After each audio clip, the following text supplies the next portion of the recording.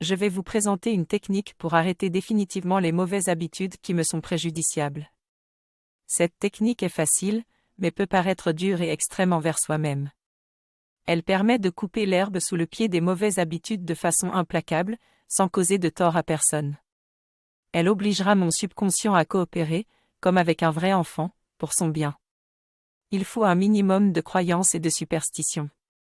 Il s'agit de se poser un ultimatum, comme un parent qui menace son enfant d'une très sévère punition s'il continue d'agir comme il le fait.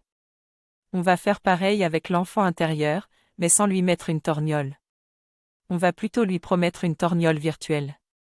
Compte tenu du caractère extrême de cette technique, je ne la faudrai employer que pour les vrais plaies sur les mauvaises habitudes qui me gâchent la vie depuis des années et contre lesquelles j'ai tout essayé, mais que je n'arrive pas à éradiquer. Je vais vous montrer comment se débarrasser de vos mauvaises habitudes.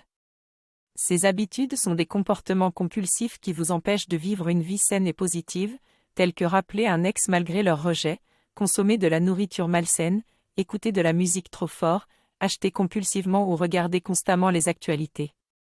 Pour vous débarrasser de ces habitudes, vous devez écrire sur une carte une phrase courte et affirmer décrivant la mauvaise habitude dont vous voulez vous débarrasser. Vous devez également spécifier une date de début et de fin pour créer un ultimatum personnel avec une clause invocatrice qui inclut votre plus grande peur en cas de non-respect. En fin de compte, la signature est très importante pour renforcer votre engagement envers cet ultimatum. Avec cet engagement et cette méthode, vous pourrez certainement vous débarrasser de vos mauvaises habitudes. Pour maigrir ou arrêter de fumer, il est important de ne pas commencer tout de suite et de planifier le meilleur moment pour être sûr que ce sera le plus facile possible.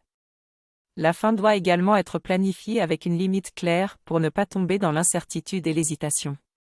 Il est important de fixer un ultimatum après avoir dépassé la date de fin planifiée, avec un délai suffisant de 1 à 3 mois.